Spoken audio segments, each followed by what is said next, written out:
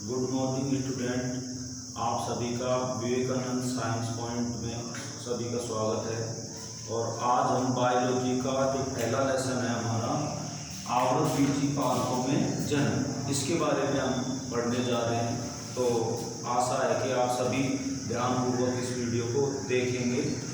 तो देखिए, सबसे पहली बात जो आती है, पादप के नाम के अकॉर्डिंग आवृतबीजी पादप क्या होते हैं। तो वे पादप जिनके बीज किसी आवरण अथवा अंडाशय भित्ति के द्वारा ढके हुए होते हैं, ऐसे पादपों को हम क्या कहते हैं, आवृतबीजी पादप कहते हैं। वे पादप जो किसी आवरण या खोल कह सकते हो उसे, या अंडाशय की जो भित्ति है उसके द्वारा जो ढके हुए होते हैं उनके बीज, ऐसे पादपों को हम आवृतबीजी पादप कहते हैं। और ये पादप है, इनको हम पुष्पी पादप भी कहते हैं, क्योंकि ये पुष्प धारण करने वाले होते हैं, इस कारण से इनको हम पुष्पी पादप भी कहते हैं। और ये पादप जो है, इनका जो विकास होता है वो द्विगुणित और बीजाणुविद प्रकृति के पादप भी ये कहलाते हैं। द्विगुणित होते हैं और बीजाणुविद अर्थात ये बीज का निर्माण करने वाले पादप होते हैं। तो ये आवृतबीजी पादप कहलाए। अब इसके बाद जो हमारा पाठ में है, असली जो पॉइंट है वो है जनन का। तो जनन क्या होता है, देखो, कोई भी सजीव है, चाहे वो पादप हो सकता है, चाहे वो जंतु हो सकता है, तो प्रत्येक सजीव है उसमें क्या पाई जाती है, अपने समान संतान उत्पन्न करने की क्रिया पाई जाती है। इस प्रक्रिया को हम क्या कहते हैं, जनन कहते हैं। प्रत्येक सजीव के द्वारा अपने समान संतान उत्पन्न करने की जो क्रिया होती है, इस क्रिया को हम जनन कहते हैं। और यह क्रिया क्यों होती है और किस लिए आवश्यक है, देखो, प्रत्येक जीव की जाति की निरंतरता और अस्तित्व को बनाए रखने के लिए जनन एक बहुत ही महत्वपूर्ण प्रक्रिया होती है।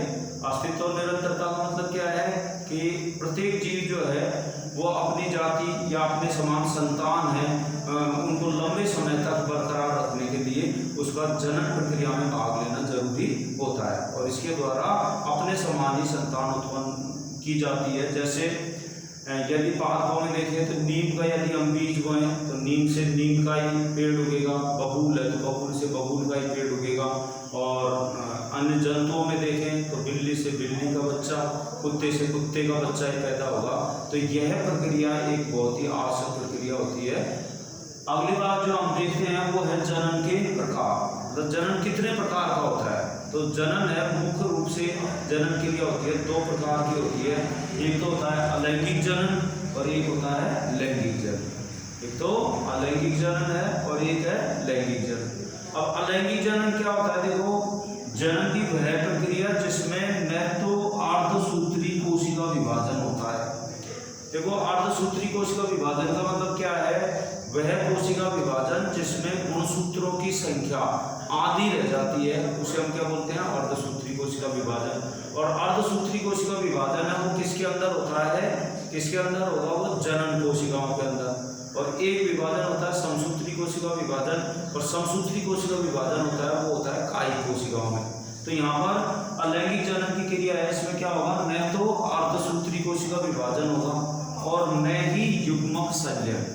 देखो, युग्मक संलयन का मतलब क्या होता है, युग्मक होते हैं, नर के युग्मक जो होते हैं उनको बोलेंगे शुक्राणु, और मादा के युग्मक जो होते हैं उनको बोलेंगे अंडाणु, है ना।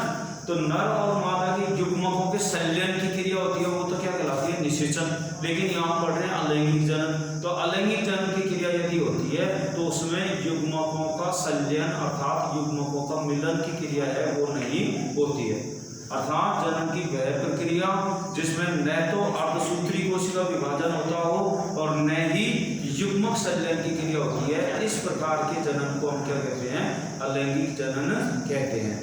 अब देखो, इस प्रकार के जनन की क्रिया के अंदर क्या होगा, एक ही जनन की क्रिया में भाग लेकर संतान उत्पत्ति कर सकता है। जबकि दूसरा प्रकार का जो जनन होता है वो है लैंगिक जनन। तो लैंगिक जनन में क्या होता है, इसमें दो जन्म जीव जो हैं, नर और मादा जीव हैं, वो जनन की क्रिया में भाग लेते हैं। और इसके अलावा उनकी जो कोशिकाएं हैं, जनन कोशिकाएं, उनके अंदर अर्धसूत्री कोशिका विभाजन भी होगा और युग्मक संलयन की क्रिया भी होती है, अर्थात निषेचन की क्रिया भी होती है। उसके पश्चात भ्रूण का निर्माण होता है।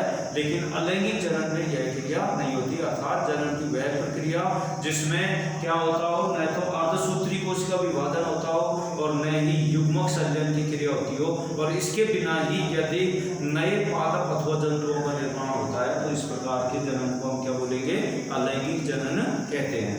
ठीक है। अगली बात जो आती है, अलैंगिक जनन की जो विधियां हैं वो दो प्रकार से हो सकता है। अलैंगिक जनन पादपों के संदर्भ में ये हम बात कर रहे हैं, पादपों के संदर्भ में अलैंगिक जनन की दो प्रमुख विधियां होती हैं।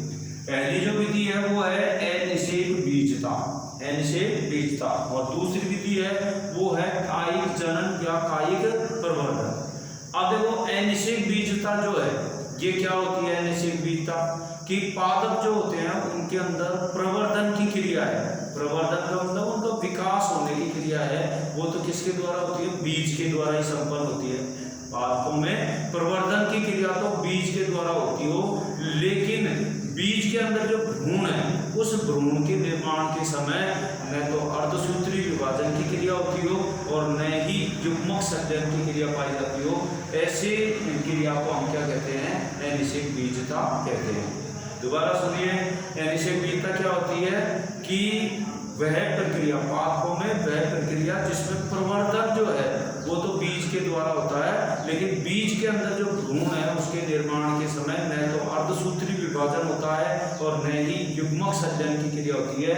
ऐसी प्रक्रिया को हम अनिषेक बीजता कहते हैं। अगली जो दूसरी विधि आती है वो है कायिक जनन या कायिक प्रवर्धन। अब देखो कायिक जनन पादपों के संदर्भ में ही है ये, तो क्या होता है कायिक जनन, क्या होता है देखो कि जनन की वह प्रक्रिया जिसके अंदर पादप के कायिक भाग, पादप के कायिक भाग है वो कौन कौन से होते हैं, देखो पहला जो कायिक भाग होता है वो होता है जड़, दूसरा होता है तना, तीसरा होता है पत्तियां। तो ये कायिक भाग हैं, इनके द्वारा ही यदि नए पादपों का विकास होता है तो इस प्रकार के जनन को हम कायिक जनन या कायिक प्रवर्धन कहते हैं।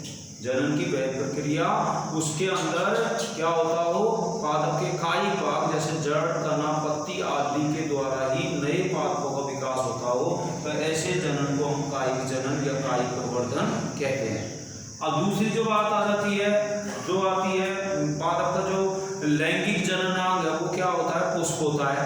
लैंगिक जननांग क्या होगा, पुष्प, क्योंकि उसके अंदर नर और मादा जननांग, पुंकेसर और स्त्री केसर पाए जाते हैं। लेकिन यहाँ पर बात है हमारी कायिक जनन या कायिक प्रवर्धन की, तो उसकी बात यहाँ होगी नहीं, अर्थात यहाँ पर तो क्या होगा, जड़, तना, पत्ती आदि के द्वारा ही नए पादप का निर्माण होगा। और क्या होता है एक चीज और कि जनन, कायिक जनन की क्रिया में भाग लेने वाले जो अंग हैं उन अंगों को हम क्या बोलेंगे, प्रवर्ध कहते हैं। जैसे जड़, तना या पत्ती में से कोई से भी अंग के द्वारा नए पादप का विकास होगा तो उन अंगों को हम क्या कहते हैं, प्रवर्ध कहते हैं। बाकी अन्य जो है इसकी विधियां आएंगी, कायिक प्रवर्धन की विधियां, उनको हम अगले वीडियो में विस्तार से पढ़ेंगे। धन्यवाद।